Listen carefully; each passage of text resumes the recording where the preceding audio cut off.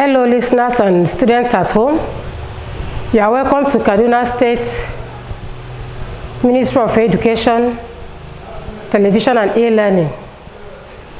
My name is Obangozi Gloria and you are welcome to another segment of home management class. Today the topic we shall be discussing will be on table setting. At home, when we eat, we usually eat on the table. And there are so many reasons why we eat meal at the table, for comfort and for relaxation. Before we go on, let's define what table setting is.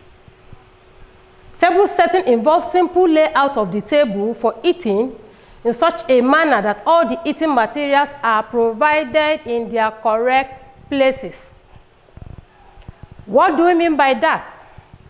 All the eating implements, all the utensils, all the cutleries on the table are set, are fixed, are put on their usual position for easy reach of the guest or the person who wants to eat the meal at the table. Now, we go to the types, points to be considered when we want to set a table. Number one point there is cleanliness of the surrounding, cutlery, table mat, as well as the tablecloth. Yes, cleanliness is next to godliness, and no person or guest would like to eat on a dirty table because of what? Cross-contamination or infection. So the eating environment should be clean. The cutleries should be clean. Table mat as well as the tablecloth should be free of any spots or dirt from food.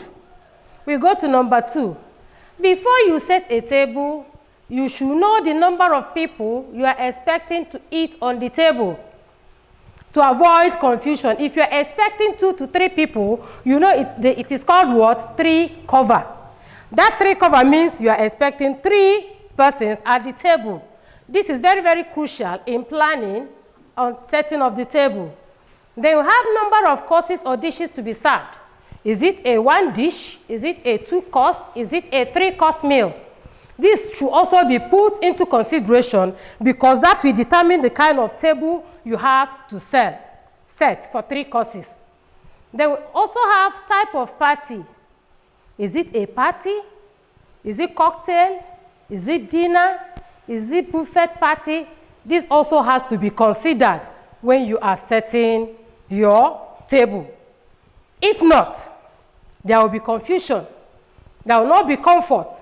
All this must be considered. Then we go to types of table setting. Generally, we have 2 types of table setting. Number 1, formal table setting. Number 2, informal table setting. Now, let's go to formal table setting. What is formal table setting? Formal table setting is the setting that is mainly done in standard hotel. Formal table setting is for occasions like dinner, very popular with standard hotels. And this formal table setting has to employ the services of a waiter and a waitress for a standard setting, standard hotels. And they also have their peculiarities. Now, the eating implements are must be arranged on the table. Number 2, the courses must also be there. And then we have the example of a formal table setting. We can see the place card. What is it meant for? For the menu, the courses you have there. Then we have the water glass. For drinking of water, we have the wine glass. We have the either for red wine or for white wine. Then we have the service plate. Then we have the cup and the saucer, depending on the table you are setting. Then we have the napkin for protection. Then we have the salad fork. We have the dinner fork. We have the bread knife. We have the bread plate. We have the dinner knife and the teaspoon, the soup spoon. All these are to be seen on a formal table setting. And these are only seen in standard hotels because you will not have time to do this at home. But in standard hotel, when you are taking somebody out for a dinner or you are invited for a luncheon, this is what you are expected to see, depending on the type of party, whether it is cocktail, whether it is dinner, whether it is luncheon. Then we go to informal table setting. What do we mean by informal table setting? In informal table setting, these are settings at home. In the home, there are not much protocols. You don't need the services of a waiter or a waitress because dinner can be served at the table without the major cutlery set on the table. Only the major cutleries are set there. No protocol, no services of a waiter is employed. Because I know that in most homes, we don't have waiters and waitresses, only in standard hotel. Informal table setting. Setting is mostly observed in most homes and offices. No protocol, as I've said before, is observed during serving. Then this is the example. From the previous diagram, we can see that there are much cutleries arranged on the table for a standard hotel. But here, only the major eating implements or cutleries are needed. Your water glass, your wine glass, your plate, your napkin, you can see there are just very few. Not like a standard hotel or restaurant. This is just for the home. And in most homes, I bet you that most of these might not even be seen. Just the spoon and the cup, and that's all. That is example of what? An informal table setting. Now let's go to the requirements for table setting. We have the table mats. What are the functions or the uses of this table mat? This serves as a protection from the heat from the food to the table, to protect the surface of the table from the heat. Then we have tablecloth and cover. Tablecloths are covered on the table. You can't just set a table on a meal on a bare table. Tablecloths are meant for beauty, for attractive, and for what? For comfort. You can't set a table on bare table, but it has to be covered. And another name for tablecloth is what? Table linen. And then we have what? Cutlery. These include the spoons, the forks, and the knives. These are the eating implements. Then we have the tumblers for drinking water, wine glasses for wine, or any drinking vessels. These are also what? Placed on the table. And then we have salt and pepper cruet sets. What do we mean by this salt and pepper cruet set? They are used. There are those that would like to eat pepper.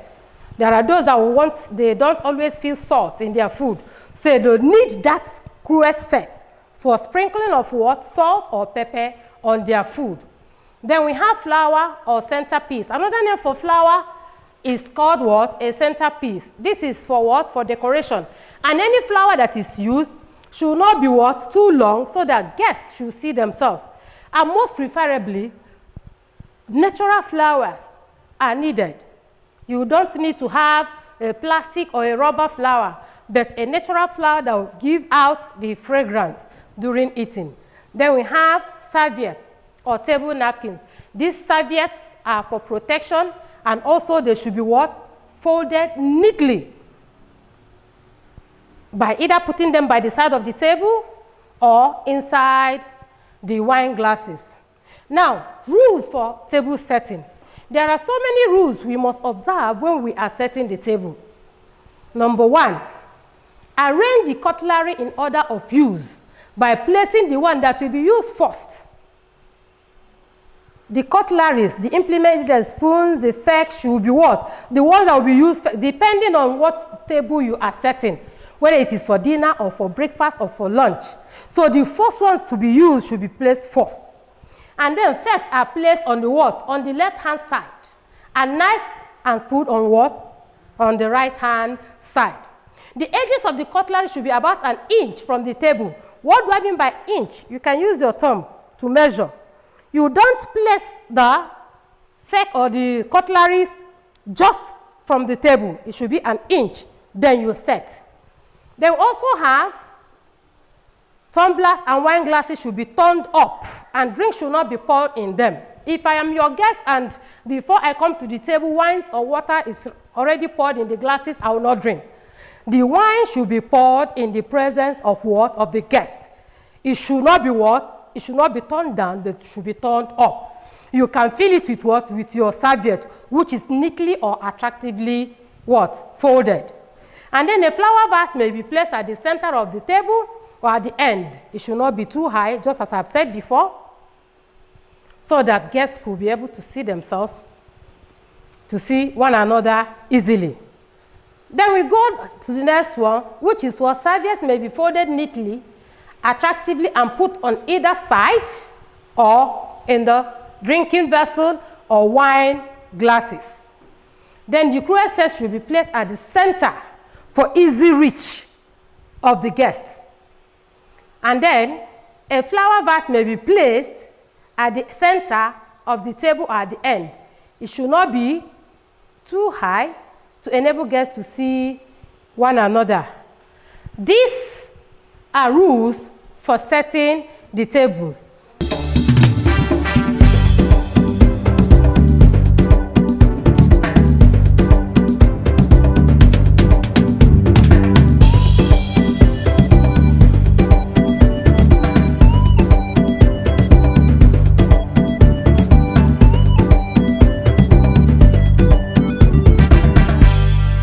Then we have the next one, which is what? Table manner or table etiquette. When we talk of etiquette, it is also known as table manner. Now, what do we mean by table manner? Table manner is the rules or the way we behave while we are at the table eating. The way guests should behave, conduct themselves while at the table eating, so that you don't throw somebody or make somebody to feel repulsive the way and manner you eat. Number one, we should sit upright at the dining table. Do not allow your body to touch the table. And that is a bad posture when you're eating and you're leaning on the dining table to eat. It is not a good table etiquette. We should sit straight, upright, with our napkin, which is what? On our lap or on the chest, as you may choose. And then when eating, take just enough food that can easily go into your mouth. The way and manner we eat, as I said earlier on, will make somebody to feel repulsive. Take little quantity that you can chew with your mouth closed. Some people will so fill their mouth that by mere looking at them, you see and know what they are eating at a particular time. Do not talk with food in your mouth.